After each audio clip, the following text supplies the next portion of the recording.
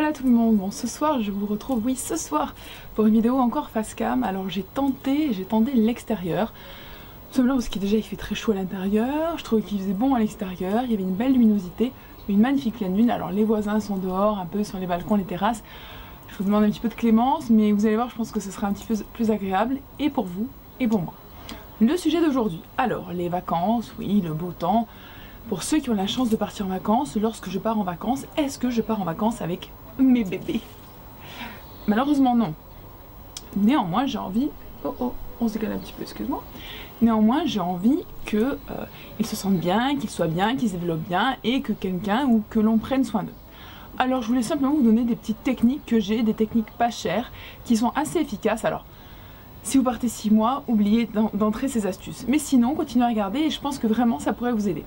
Pour commencer, alors je recommande, alors vous allez me dire oui c'est la base, et ben oui mais c'est la soucoupe un peu creuse, ça peut même devenir presque parfois un saladier. Et en fait ce que je fais c'est que je remplis d'eau la soucoupe, donc je remplis d'eau également le saladier et je mets donc la plante dedans au milieu. Alors il faut que ce soit une plante qui s'y adaptée, donc là j'ai un chlorophytum typiquement, s'il a le pot donc dans l'eau, dans cette espèce de gros pot d'eau ou de bocal d'eau, il sera pas malheureux. Pareil, si je mets ma fougère, si je la mets dans un récipient tel qu'un récipient à salade rempli d'eau, elle ne souffrira pas, bien au contraire. Et elle servira des trous qu'il y a au fond de son pot pour aller puiser l'eau dont elle a besoin. D'accord? Donc ça c'est pour toutes ces plantes qui sont sujettes à pouvoir pomper un maximum d'humidité et qui ne risqueraient pas de se noyer à cause d'un surplus d'eau. Donc ça c'était la première astuce. Peut-être que beaucoup la connaissaient déjà, mais je la redis au cas où. La seconde, alors elle est assez simple, elle se constitue d'une bouteille d'eau et d'un petit trou. Donc je vais essayer de... Voilà, on s'en rend bien compte. Alors pourquoi un petit trou? Parce que beaucoup ont tendance à dire non mais on prend la bouteille, on la dévisse, on la plante comme ça à la renverse et c'est fini. Non, non. Le petit trou va permettre en fait qu'il y ait un débit d'eau assez régulier, d'accord? Mais un petit débit d'eau. Donc la bouteille... Alors on essaye de bien la fermer Julien, en live je me fais tremper, j'adore, il fait bon, c'est pas grave. Donc on la met, vous voyez, à l'envers et en fait qu'est-ce qui va se passer? Au fur et à mesure, là j'appuie un petit peu pour forcer l'idée, il y aura un mini goutte à goutte qui va se mettre en place. Donc on la met la tête en premier au niveau du pot, au niveau de la jardinière. Donc les voisins, l'avion, il y a tout le monde qui passe, tout le monde veut m'empêcher d'être dehors et me forcer à rentrer. Et également les gens sur le pont, mais c'est pas grave, je vais lutter et je vais continuer en parlant peut-être un peu plus fort et en restant concentré. Ensuite, notre technique que peut-être peu de gens connaissent, mais et qui paraît assez logique en soi, mais je vais quand même la donner, c'est commencer à pousser, à décaler ces plantes de leur lumière habituelle, c'est-à-dire favoriser des recoins dans l'appartement ou dans la maison qui sont un petit peu plus sombres, un peu plus à l'ombre. Alors là par exemple, vous voyez j'ai typiquement ce crotus là à l'intérieur, donc en fait normalement il a un feuillage un petit peu plus rougeâtre comme ça et au fur et à mesure que je l'ai décalé, vous voyez son feuillage il a commencé un peu à évoluer. Normalement il peut être dans les tons de rouge, de jaune, ça dépend de son stress hydrique et là vous voyez c'est la dernière petite feuille qu'il a faite en fait depuis que je l'ai mis plus à l'ombre. Et en fait c'est une façon pour lui une espèce de repli. Oui j'aime beaucoup mon pot, hein, je vais pas vous le dire, je l'ai fait voyager avec moi depuis l'Amérique du Sud, je kiffe mon pot, bref. Parenthèse close. Ça pour vous dire que vraiment le fait de faire migrer ces plantes dans un endroit de votre intérieur qui va faire que... Et là c'est les mouettes qui chantent, le combo gagnant. Continuons. Donc je vous disais vraiment voilà. Alors bien sûr je vis en appartement, je vous parle donc de beaucoup de plantes d'intérieur. Mais les techniques que j'ai données au début en amont s'appliquent également très bien pour les plantes d'extérieur. Continuons sans plus attendre. Alors une autre technique, je ne sais pas si vous la connaissez, c'est la technique de la laine. Alors la laine on l'utilise plutôt pour nos tricots l'hiver, n'est-ce pas? Mais pour l'été elle peut être très utile, je vous explique. Alors en fait, on prend de la laine tout simplement, on la coupe. Bon là en l'occurrence bien sûr je n'ai rien souvent pour la couper, ce qui m'est pratique mais ce n'est pas grave. On va imaginer qu'elle est coupée. Et en fait, je vous explique, il y a un bout du morceau de laine qui va aller donc dans la plante. Donc là je choisis cette plante, paf, je pose dans la plante. Et l'autre bout, il va aller dans un petit pot d'eau, vous voyez. Donc imaginez que c'est coupé. Et en fait, voilà, je vais rentrer ça comme ça.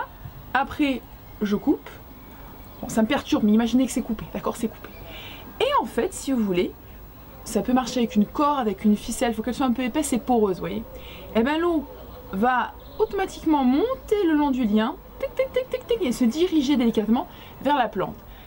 Ces systèmes-là marchent très bien pour les petites plantes, pour les petits pots, ça fonctionne vraiment très bien. Je ne suis pas la première à le faire, beaucoup déjà le font, donc ça peut être très utile. En plus, je reprends. Vous pouvez prendre un même pot et mettre plusieurs morceaux de laine qui partent vers d'autres petits pots. D'accord? Je vous recommande tout ce qui est à taille un peu de godet, ça fonctionne très bien. Et là, vous êtes parti pour 3 semaines tranquille. Hein. Et c'est un petit goutte à goutte qui, continuellement, comme ça, va lâcher une petite goutte au bout de son fil de laine dans le petit pot en question. Voilà. Ensuite, alors quelque chose que j'ai testé depuis l'année dernière. Donc là, celui-là, il est sous forme de... Je vais essayer de vous le... Ouais, de gelée. Ça existe aussi sous forme de billes, pardon.